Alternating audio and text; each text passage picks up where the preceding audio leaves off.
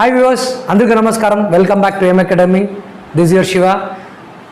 Yes, this video is very special for all the engineers. Okay, Happy Engineers Day. అలాగే ఇండియాలో ఉన్న ప్రతి ఒక్క ఇంజనీర్కి, ఇంజనీర్ అవ్వాలన్న ప్రతి ఒక్క స్టూడెంట్కి, తన కూతుర్ని కానీ కొడుకుని కానీ ఇంజనీర్ చేయాలనుకున్న ప్రతి పేరెంట్కి, అలాగే ఎలాగైనా చేసి మన పిల్లల్ని స్టూడెంట్స్ని ఇంజనీర్ చేయాలని ప్రతి టీచర్కి this video has been dedicated.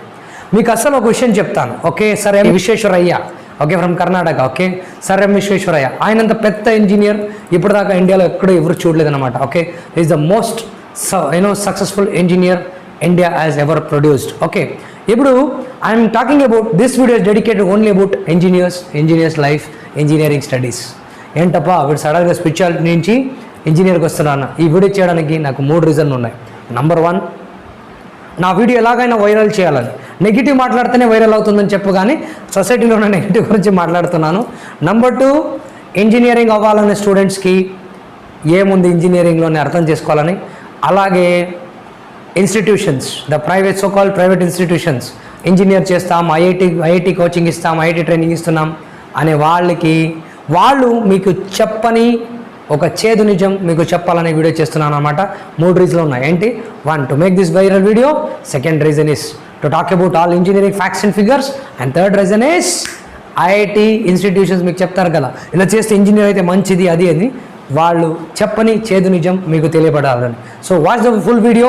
ఈ వీడియో అన్నిట్లాగా ఆధ్యాత్మిక భజన మెడిటేషన్ గురించి నేను చెప్పట్లేదు, ఎందుకంటే మీకు దాని మీద ఇంట్రెస్ట్ లేదని నాకు అర్థమైపోయింది. ఎక్కడ తప్పు జరుగుతుందో, ఎక్కడ నెగిటివ్ న్యూస్ ఉందో అక్కడే మనం ఎక్కువ చూస్తారని తెలిసి నేను దీంట్లో కూడా పాజిటివ్ చూడాలని ట్రై చేస్తున్నాను అన్నమాట.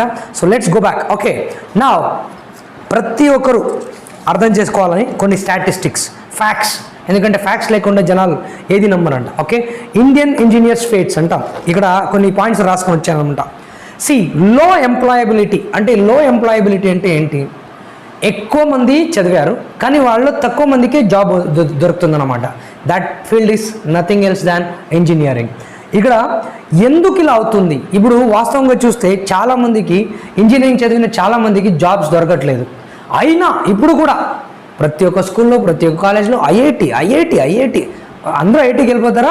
So it's very good, IIT అని చెప్తున్నారు. అంతే, ఇంజనీర్కి అంతా ఇంపార్టెన్స్ ఇస్తున్నాం. మన దేశంలో ఏం జరుగుతుంది అనేది చాలా ఇంపార్టెంట్. ఇండియాలో ప్రొడ్యూస్ అయ్యే ఇంజనీర్స్, ఇందాక లాస్ట్ టైమే చెప్పాను, ఇంతకుముందు లాస్ట్ వీడియోలో చెప్పాను క్లియర్గా, స్విట్జర్లాండ్లో ఉన్న టోటల్ పాపులేషన్ అంతా ఇండియాలో ఇంజనీర్స్ ప్రొడ్యూస్ అవుతున్నారు ఎవ్రీ ఇయర్. అలాగే మీరు చూస్తే యుఎస్ఏ, యూకే రెండు కలిపి ఎంతమంది ఇంజనీర్ని ప్రొడ్యూస్ చేస్తున్నారో వాళ్ళకన్నా ఎక్కువ మంది ఇంజనీర్లు మన స్కూళ్ళు, కాలేజ్ నుంచి వస్తున్నారు. That is nothing else than 1.5 million engineers are coming out of the institutions every year. ఇప్పుడు నాకు చిన్న డౌట్, సప్లై అండ్ డిమాండ్ అందరికీ తెలుసా? Supply and demand. ఇప్పుడు ఒక కొట్లో లేకపోతే మార్కెట్లో ఒక 100 కిలోలు ఉల్లిపాయలు అమ్ముతాయని తీసుకుంటారు, డిమాండ్ ఉంది.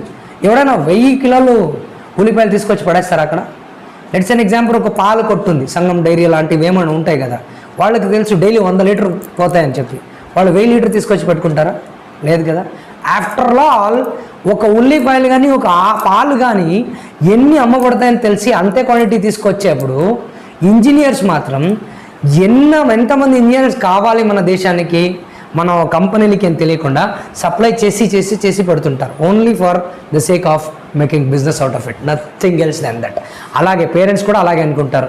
ఎవరో వాళ్ళ కాందంలో మావయ్యో, అంకల్ వాళ్ళ కొడుకో ఎక్కడో ఒక సెటిల్ అయ్యాడనుక, ఓకే, దానికోసం ఈ కొడుకులను కూడా ఇంజనీర్ అయిపోతే సెటిల్ అయిపోతారు. Oh, I will tell you what is the real thing about engineers. Okay, ఎందుకంటే ఇంజనీర్స్ డే కాబట్టి చాలామంది పేరెంట్స్ పిల్లలు ఇంజనీర్ అవ్వాలని వీళ్ళ మాట నచ్చుకొని సగర్లో వదిలేసుకొని, లేకపోతే ఇంజనీర్ అయ్యాక కూడా జాబ్ దొరకకుండా డ్రైవర్లు పని చేస్తున్న చాలామంది నేను చూశాను. ఇక్కడే మన ఆంధ్రప్రదేశ్లో ఉన్నారు చాలామంది. దానికి రీజన్స్ ఏంటి? ఎందుకంటే ఎందుకు ఇంజనీర్ అవ్వాలనుకుంటారు? ఒకటి గవర్నమెంట్ జాబ్, లేకపోతే సాఫ్ట్వేర్ ఇంజనీర్, ఒక కారు, ఒక ఇల్లు, ఒక సక్సెస్, ఒక శాలరీ. వాస్తవం ఏంటంటే నార్మల్గా ఐటీ అండ్ మ్యానుఫ్యాక్చరింగ్ ఇండస్ట్రీ రెండు ఉన్నాయి కదా, అవి చాలా ఎదిగింది 1991లో. ఎప్పుడు ఎకనామిక్ లిబరైజేషన్ ఇన్ 1991లో చాలా ఎదిగాయి అనమాట.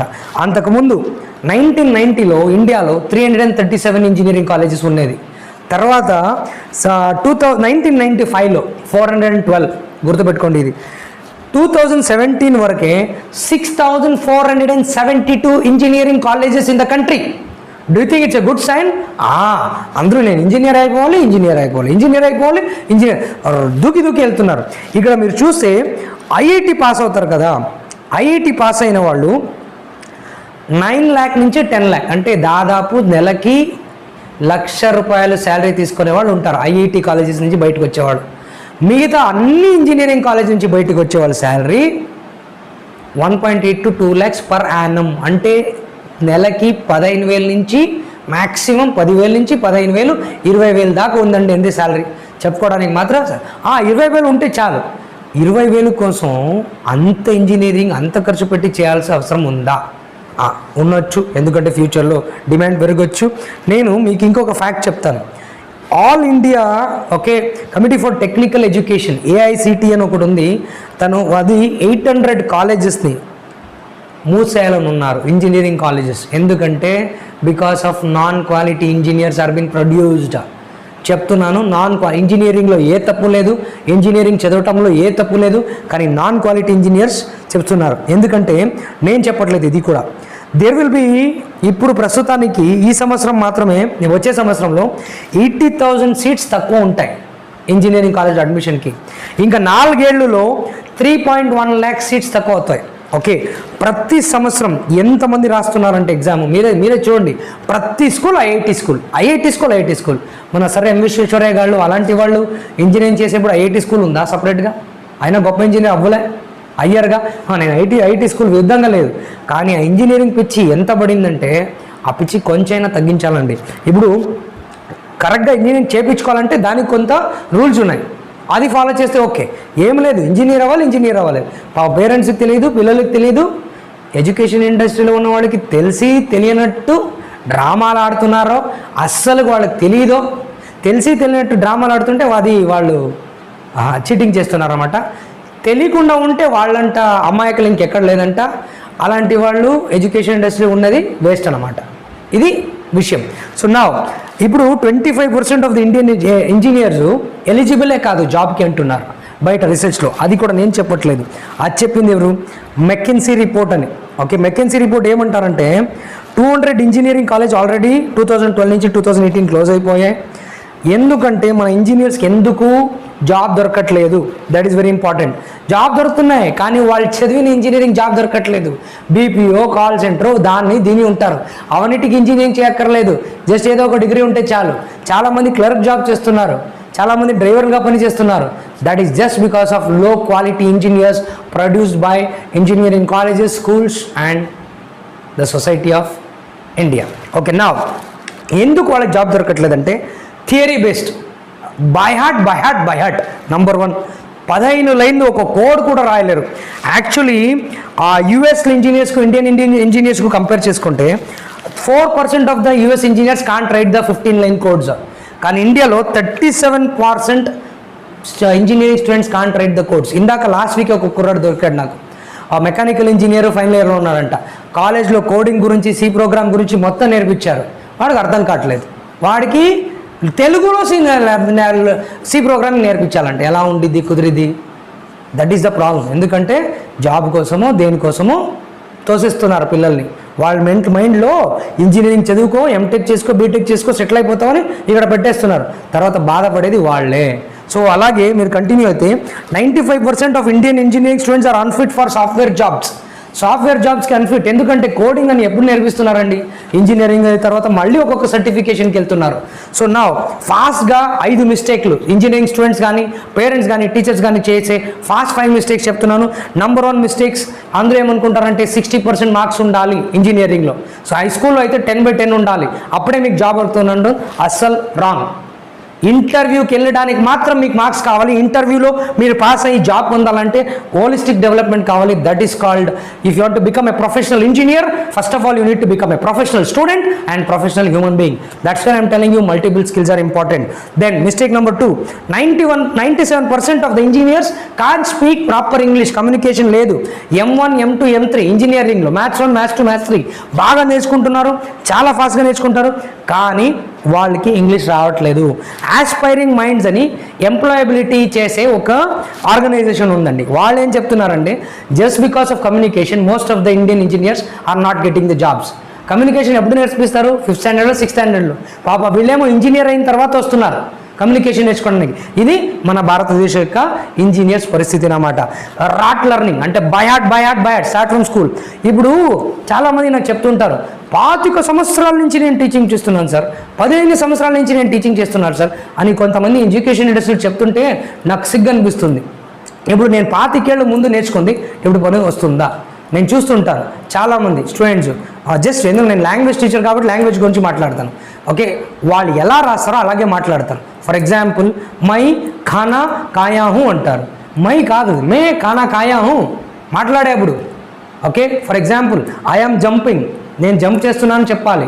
మే ఛలంగ్ లగా రహీ హూ, టెక్స్ట్ బుక్లో చదివింది అలాగే చెప్తుంటారు. మే ఛలంగ్ లగా రహీ హూ కాదు, మే ఖూద్ రహీ హూ అంటారు నార్మల్గా మాట్లాడేప్పుడు, మే జంప్ చేస్తున్నట్టు. సో అలా ఎప్పుడో ఏదో మనం నేర్చుకున్నామని అదే మన పిల్లలు చెప్తే దట్ ఈస్ ఫూలిష్నెస్ కదా. ఓకే, నా ఇక్కడ చూస్తే ఇప్పుడు ఇండియన్ ఎలా పరిగెడుతుందని టెక్నాలజీ, మన ఈ నేమ్స్ విని ఉండం.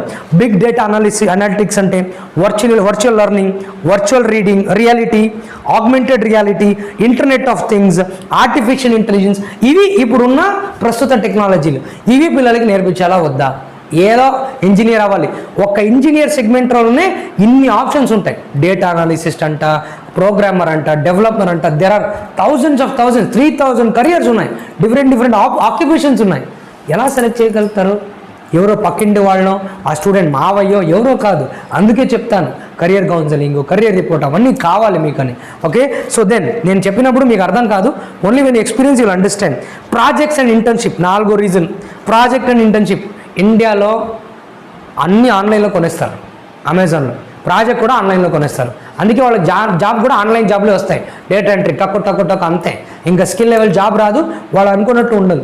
యాక్చువల్లీ ఈ ప్రస్తుతానికి ఉన్న ఇన్ఫ్లేషన్ రేట్కి, మార్కెట్లో ఉన్న అన్ని ప్రైజెస్ ఎక్కువడానికి ఒక ఇంజనీర్కి మినిమం బేసిక్ శాలరీ 1,00,000 నుంచి 2 లక్షలు ఉండాలి స్టార్టింగ్. అలాంటి ఇంజనీర్స్ ఎంతమంది ఉన్నారు? లేదు. ఎందుకు? Because of lack of skills వాళ్ళకి. దెన్ ఈ association of higher education and career services అని ఉంది ఇండియాలో. ఇవన్నీ కొత్త అసోసియేషన్ అనమాట. వాళ్ళు కంపెనీలకి వెళ్ళి మీరు ఒక కుర్రాడిని జాబ్కి తీసుకోవాలంటే ఏం ఎదురు చూస్తారంటే ఫస్ట్ అకాడమిక్ కన్సిస్టెన్సీ, అంటే ఒక 60% తీసుకున్న 60% 4 సంవత్సరాలు 5 సంవత్సరాలు ఉండాలి. అలాగే ప్రాక్టికల్ స్కిల్స్ అండ్ ప్రాజెక్ట్, అది కూడా చాలా ఇంపార్టెంట్. అకాడమిక్స్ మాత్రం ఉంటే తీసుకోరు. ఎందుకంటే కంపెనీ ఏం చూస్తారంటే, మీకు జాబ్ కావాలంటే కంపెనీ ఏం చూస్తారు? వాట్ డూ యు నో, నీకేం తెలుసు? How well do you know, నీకు ఎంత బాగా తెలుసు, నీకు తెలిసిన subject. Then comes what will the company gain, కంపెనీకి నీ నుంచి ఏం వస్తుంది, లాభం ఏంటి నేను పెట్టుకుంటే. దెన్ ఇవన్నీ ఉన్నాయి 4 points. Last one absence of reason. ఎందుకు నేను ఇంజనీర్ అవ్వాలి తెలియదు, మా నాన్న చెప్పారు, మా అంకల్ చెప్పారు, మా మామయ్య ఇంజనీరు దుబాయ్లో ఉన్నారు, బెంగళూరులో ఉన్నారు, చెన్నైలో ఉన్నారు. వాళ్ళు జాయిన్ అయ్యి 10 ఏళ్ళు అయ్యింది ఉంటుంది, 15 ఏళ్ళు అయ్యి ఉంటుంది. ఇప్పుడు కూడా సిచ్యువేషన్ అలాగే ఉందా? సో ఏమంటానంటే ఇంజనీరింగ్, ఆల్ ఇంజనీర్స్ చెప్తున్నాను, బాధపడుతున్న ఇంజనీర్స్కి, ఇంజనీర్ అవ్వాలని బాధపడుతున్న పేరెంట్స్కి, స్టూడెంట్స్కి అందరికీ ఒక మాట చెప్తాను. ఏమీ తెలియకుండా గుడ్డిగా గుర్రెల్లాగా ప్రపంచం మొత్తం వెళ్ళొద్దండి. అలాగే especially education institutions, schools and colleges నేను చెప్తున్నాను, ఎస్ ఎడ్యుకేషన్ అంటేనే డబ్బు, హాస్పిటల్ ఎడ్యుకేషన్ అంటేనే డబ్బు ఇండియాలో. దానికోసమే చాలామంది ఎడ్యుకేషన్ ఇన్స్టిట్యూషన్ కానీ, ఎడ్యుకేషన్ బిజినెస్ కానీ, హాస్పిటల్ బిజినెస్ కానీ వస్తారు. అవును, డబ్బు చేయండి, కానీ please don't spoil the future of lakhs and lakhs of students. మీకు ఐఐటి నేర్పించే కెపాసిటీ ఉంటే, ఐఐటి ట్రైనింగ్ నేర్పించే కెపాసిటీ ఉంటే మాత్రం, ఐఐటి ట్రైనింగ్ అంటే ఓన్లీ మ్యాథ్స్ కానీ సైన్స్ కానీ నేర్పిస్తే చాలదు, వాళ్ళకి దానికి తగినట్టు మిగతా స్కిల్స్ అన్నీ రావాలి. ఇంజనీరింగ్, డ్రాయింగ్ నేర్పించే కెపాసిటీ మీకు ఉండాలి చిన్నప్పటి నుంచే. ఇప్పుడు 6th స్టాండర్డ్ నుంచి ఐఐటి మ్యాథ్స్ అది ఇది నేర్పిస్తారు. అలాగే వాళ్ళకి ఇంజనీరింగ్ డ్రాయింగ్ ఉండొచ్చు, వాళ్ళు చేసే ఎక్స్పెరిమెంట్స్ ఉండొచ్చు, ప్రాక్టికల్స్ ఉండొచ్చు, చేపించండి. అలాగే పేరెంట్స్కి చెప్తున్నాను, అమాయకత్వంకు కొంచెం లిమిట్ ఉంటుంది.